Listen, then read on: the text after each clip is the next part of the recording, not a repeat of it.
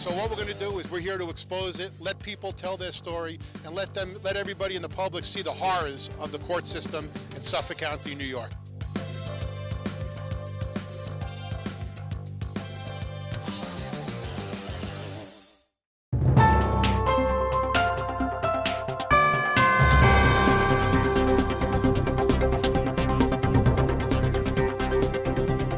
Long Island Backstory with Chief Correspondent Gary Jacobs. Good evening, I'm Gary Jacobs, and welcome to Long Island Backstory, where we're filming at the Cablevision studio in Hauppauge. Tonight, we're supposed to be a debate, actually, for Suffolk County Sheriff. I did send out invitations to all the candidates who were running in the primary, which is coming up this Tuesday, September 12th. And unfortunately, well, I guess fortunately for my guest, but unfortunately for me and the viewers, everybody else decided that they weren't going to show, and in fact didn't even respond to the request, which is really disappointing, because where else are you going to get the opportunity to learn about the candidates and make an informed decision rather than voting with just party lines, which we've seen in Suffolk County. Voting party lines sure as hell doesn't work, because look at the freaking mess we're in. And this is a really important year because we've seen all of the corruption in the district attorney's office. We've seen problems with the police department. We know problems in the courts. And my pre-interview with my guest that I had, I believe it was 2 or 3 days ago, I asked him, I really wasn't interested in the sheriff position because I thought it was an administrative position, and being a victim of the family courts and a vindictive ex-wife, I am no stranger to the sheriffs because I've been served many orders of protection. And when I see that sheriff coming down the street, I know to go in my house and lock the door. So, sorry, Peter. But anyway, I really only saw the sheriff as somebody who evicts people from their apartments and does the dirty work of the court, or as Kenny Rogers would say, is the long arm of the law. So, having said that, let me give you a little bit of information on my next guest, Peter Krause. I only met Peter Krause last week, but I've heard a lot about him over the last few weeks when we're talking about this coming election with the sheriff and his candidacy. Peter Krause is running for the Suffolk County Sheriff, as I stated. Peter is what I call an outsider. He's not a political hack.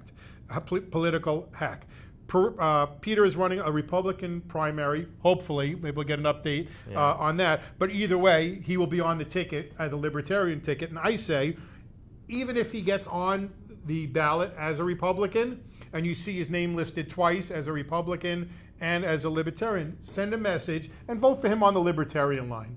Send a message that a third party does have a chance here on Long Island. So, Peter, welcome to the program. Thank you, Gary. Thank you for having me. Let's just start off at the beginning. I guess we should start off at the beginning. I know you were in court, I think it was yesterday. Are you on the Republican primary ballot? Unfortunately, we found out today that they upheld the Board of Elections decision. And with the time constraints, we are not going to be able to put together another appeal before the primary date. Okay. Which is disappointing because you know what?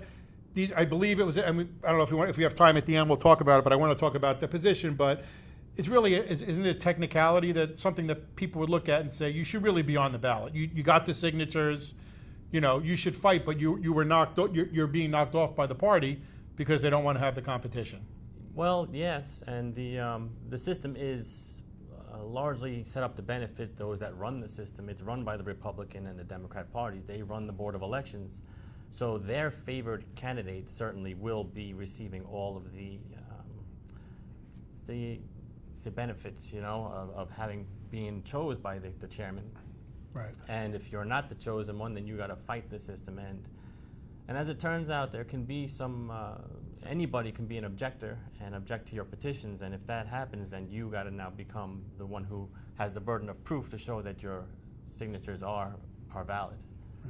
So tell me all right, so I mean, there's a whole, I'm sure we could probably talk for a half hour about how the system is meant to keep outsiders from getting elected. So listen, we'll take that as a given. Trust me, the system is not set up for a fair election and letting the people decide. It's set up to let the party leaders decide, which is why we're in the position that we're in with the problems here in Suffolk County. Tell me, we have a lot of stuff to go through. Tell me really as fast as you can, who is Peter Krause? Where do you live? Married, family? All right. Tell me a little bit about yourself. Where are you from? I am a lifelong resident of Suffolk County. I grew up in West Islip, and I'm married to my wife of 24 years we've been married, but 28 years we've been together. We have 6 children that range from 23 down to 6 years old, and of the youngest 4, we homeschool the youngest 4. And I am a grandfather of 1, and I'm proud to say that my oldest 2 have graduated. One of my oldest sons has graduated college, the other one's a father, and he works, for a living like anybody else. And we're just a regular family that grew up here in Suffolk County. I myself have worked and retired from the New York City Police Department. Having done 20 years there, I saw the finish line, and I got out while I knew it was still good to get out. And I worked directly for the Chief of Personnel, and I reported every month to the First Deputy Commissioner on all things related to personnel-related issues. So I've been in a highly political office before, and I've seen how things can happen and how they're supposed to happen, and how an office should be run in order to manage that magnitude of the size of a police force. Right, so why are you running for sheriff? I guess there are other positions you could have gotten involved in politics, but maybe sheriff's the only one that really fits your background. But what made you decide to, I mean, you're working now, so Yes. You're not an unemployed guy, and stepping into this is a lot of work. Oh, yeah. So what made you decide to run for sheriff? Well, let's just say that it starts with the feeling that it's something that God has called me to do. As He opened my eyes to see the position of sheriff and what the sheriff entails and what the sheriff should be doing, how it's a constitutional officer, not just some sort of municipal police force, but somebody who's answerable to the people by the fact that he is elected by the people. The people hold him accountable. That had me obviously thinking about the position, but then to see the government overreach, to see somebody like Lavoy Finicum getting shot dead in the snow in Oregon, and how it was pretty much covered up right away, and there was a real bad investigation, and it was from the federal government having involvement in that really just irked me. And then there's other overreaches of government on citizens that I said, all right, now somebody's got to step in the gap. Somebody's got to be there for the people to say, hey, like, you're not going to trample on the rights of these parents, of this child who could be a child in a hospital, and the parents want to treat the child a certain way.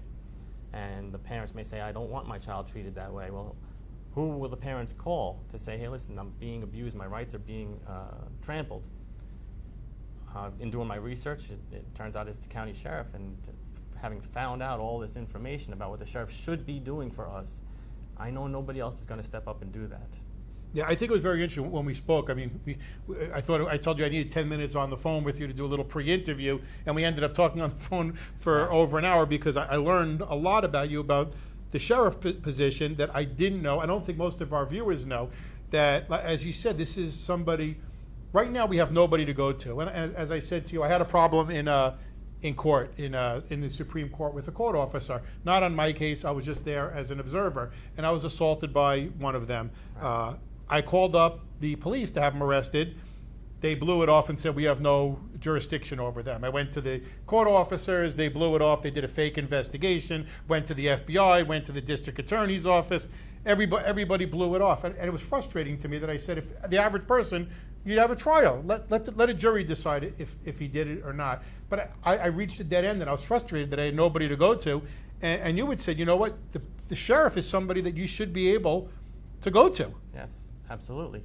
As a matter of fact, I would love to institute something in my mind that I envision as kind of like a 911 system, where it would be a liberty line, where if you feel like your rights are being infringed upon, And or you being better have a lot of taken from you, lines on Long Island. that you could call and you can have a deputy show up to your location and intervene before you have to get to be involved in the court Right. system and have to hire lawyers and spend thousands of dollars just to hopefully hopefully retrieve some of whatever the rights were that you had lost in that spot, in that moment in time. Right, viewers, are you listening to how important this is? Right now, we have nobody to go to. Because what would you do? You call the DA's office, they're corrupt. The head of corruption, they're corrupt. You go to the courts, they're corrupt. Just read the Newsday. And people call in like the federal government to be their protector of their rights. And I much can they understand do? that. Well, the idea is that you don't really want to have the federal government acting in a capacity that they really weren't designed to be. The county and the state are sovereign from the federal government and are to manage their own business. Once you start calling in the feds, now you're dealing with a whole nother entity. But we have, and honestly, they're overwhelmed. I mean, I've called them in, but they're overwhelmed. Sure. They take their time, but we need somebody. We have nobody on Long Island to go to when they're corrupt. I mean, what about Burke? If somebody would have gone to the sheriff who would have done this, you would mention that the sheriff could actually get a grand jury. So there maybe people would have been. I don't know if Burke is the murderer, but you know what? Maybe somebody wouldn't have been abused. How many people wouldn't have been falsely arrested because of Burke?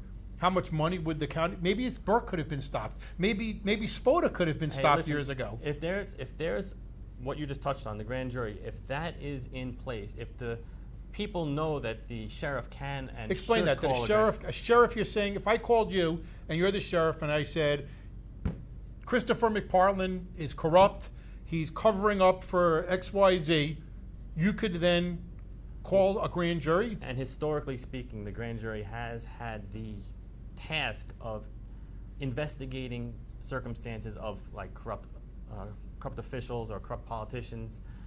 They would do an investigation and then hand down an indictment, and then it would be on the sheriff now to carry out that indictment and make an arrest. And this is huge. Well, and that's the way you would have a proper check and balance in the government. There, our founding fathers weren't fools, and this all stems back to the Magna Carta.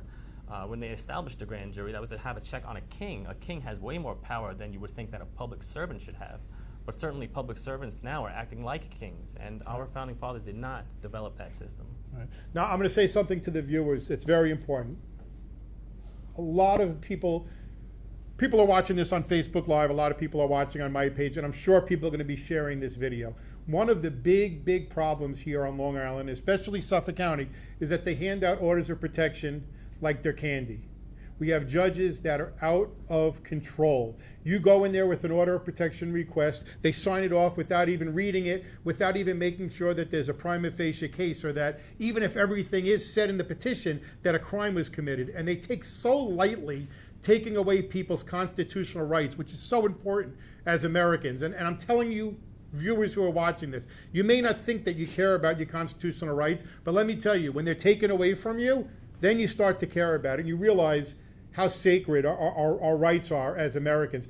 Listen, a lot of people never have to deal with it, but when they're taken away, example, guns. I never had a gun my whole life.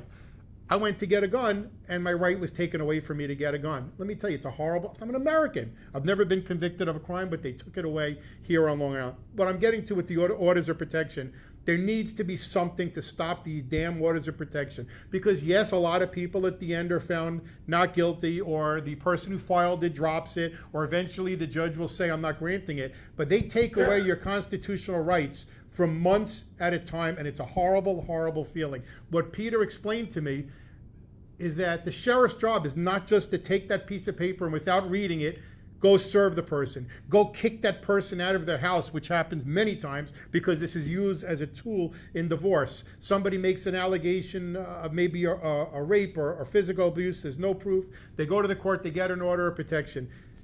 And there's no legal basis for it. Yes, the county gets sued sometimes, but then you go into courts who are corrupt.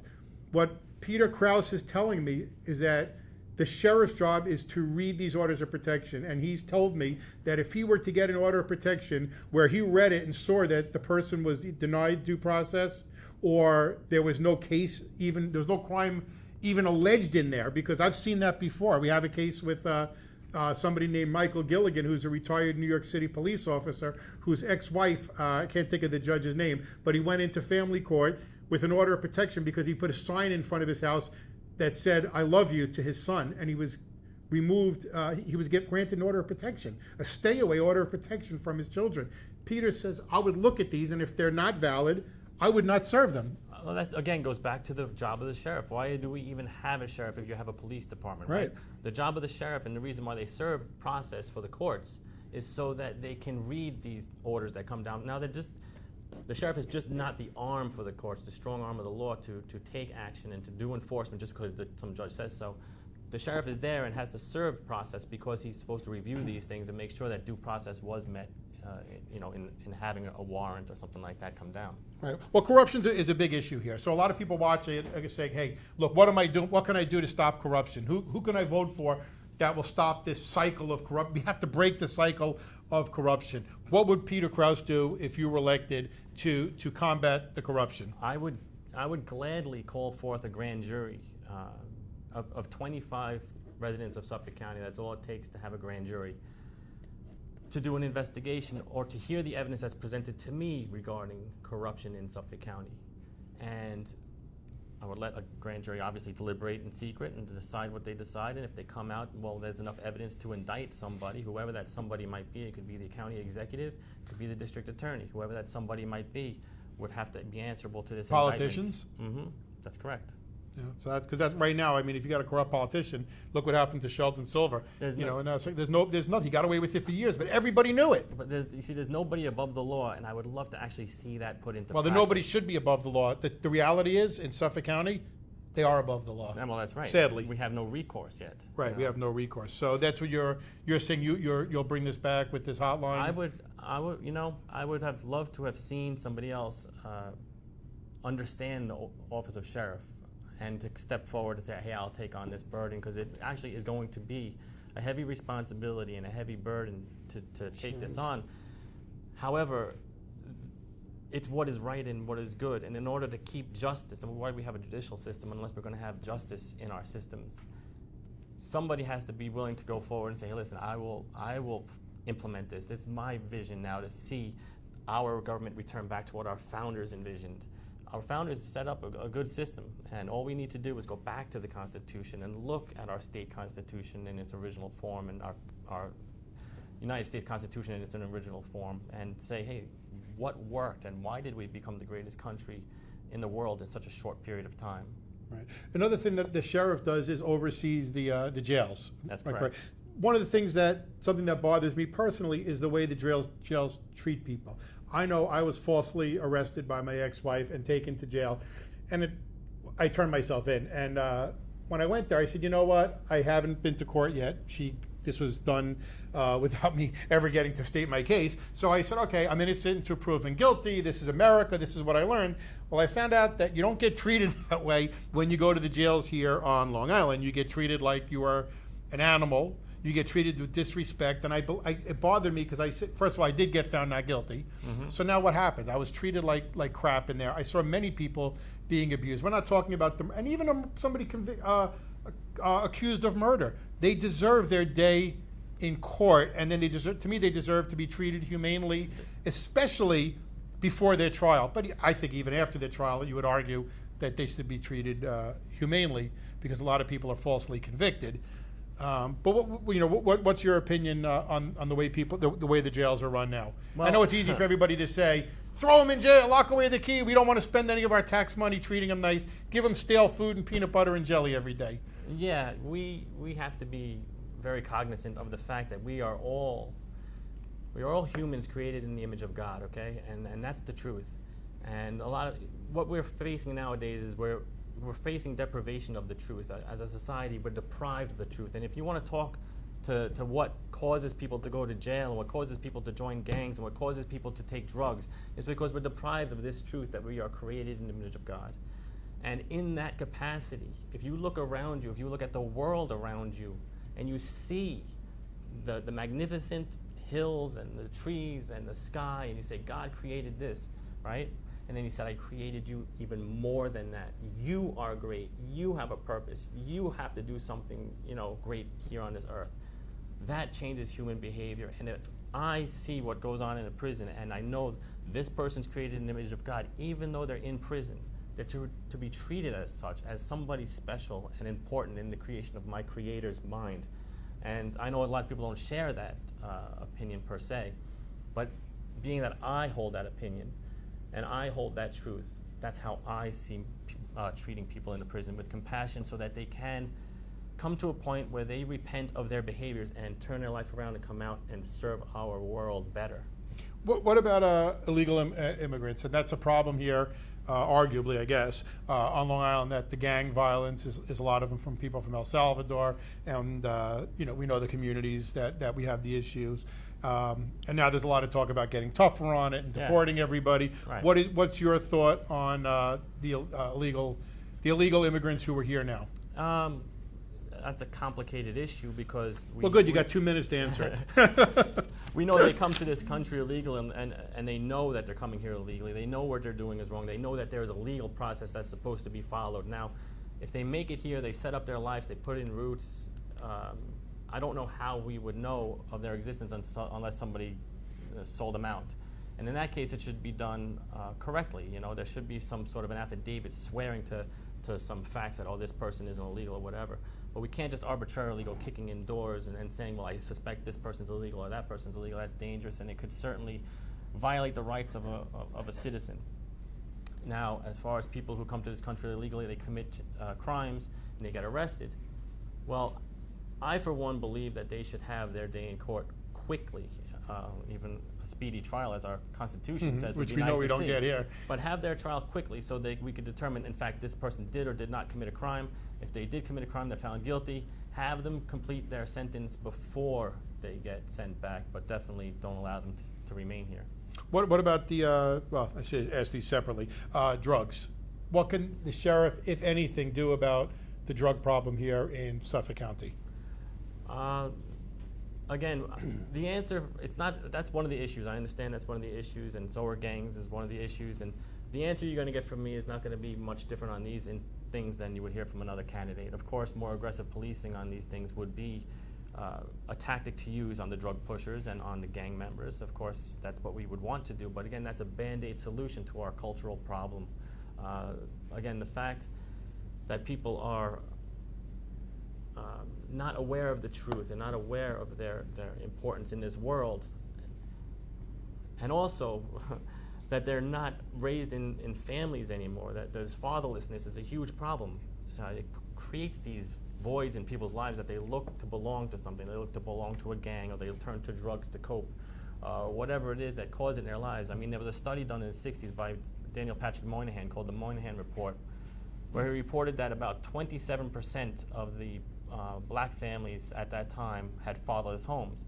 And he was calling for a national crisis. He said, this is a national crisis. We need to help these people because this is a problem and it's going to affect us as it does today, you see.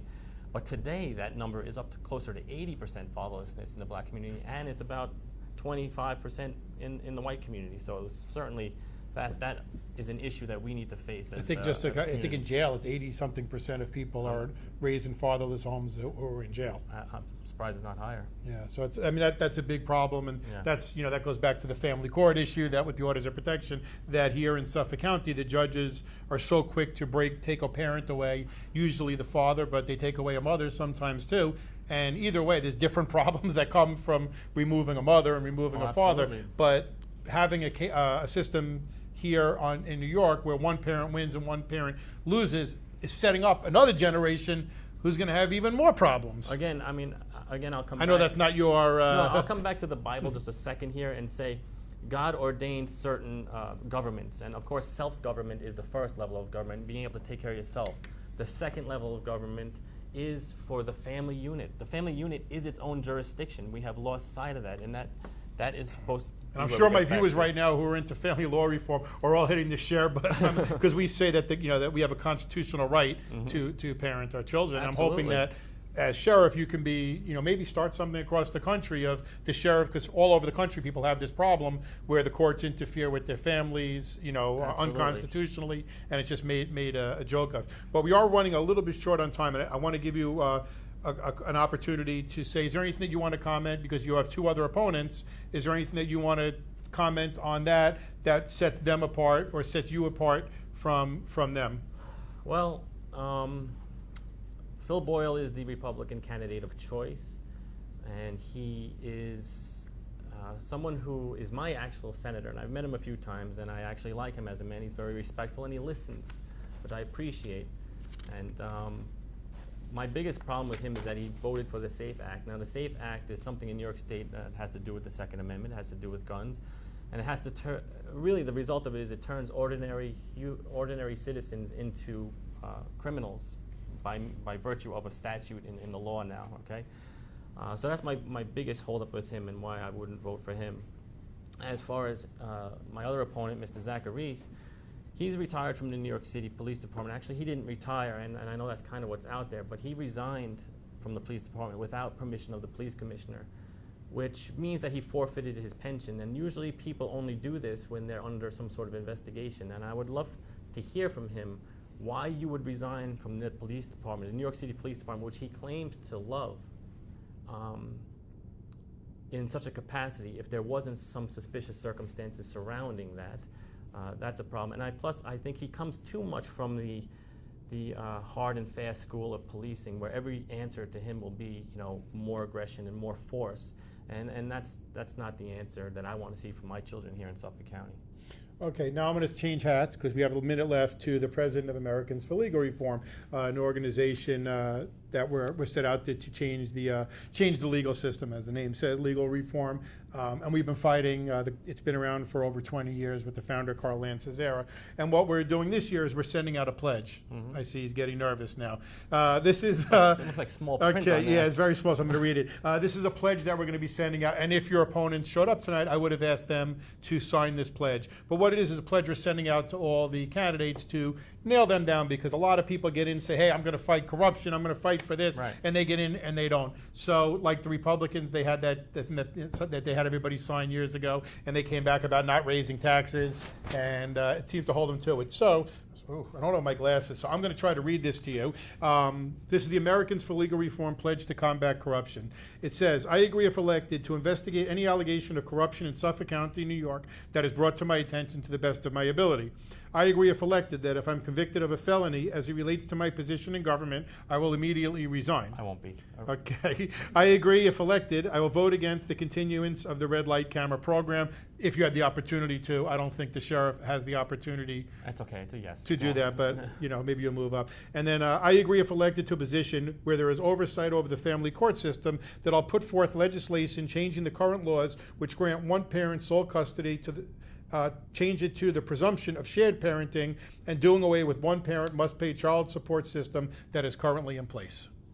Everything sound good there to you? Okay, so we're going to ask you on camera to sign that for us over here on the bottom. Should I fill in my name on all these? We'll fill that in after the show, because we're down to the last 2 minutes. Again, everybody, thank you for joining me. If you want to find out more information on the candidates, you can go to Peter Krause, has a Facebook page. You can message him, and I'm sure he'll do it. And, again, you may like what he said. You may not like what he said, but I think you have to give the man credit for coming on his show. As I said, we only spoke last week, so he really did not know what he was getting into today. He did not see the questions that I was going to ask him. We just had a brief interview. Well, not brief, because it ended up being about an hour, but he had no idea what I was going to ask him today. So I have to give the man, if nothing else, he deserves credit for coming on the program, not knowing what he was going to be asked, and he didn't say, hey, this is off the table. The other two candidates were invited and chose not to come out there and speak to the people. So, Peter, thank you very much for coming, and good luck to you. And I'm sure no matter how this election goes, this isn't going to be the end of Peter Krause. Thank you, everybody. And again, if you like what you see, share it, especially people who are victims of orders of protection, people who are victims of corruption and have nowhere to go. Share this video. Send the message that this needs to change. And we'll see everybody next week. Thank you.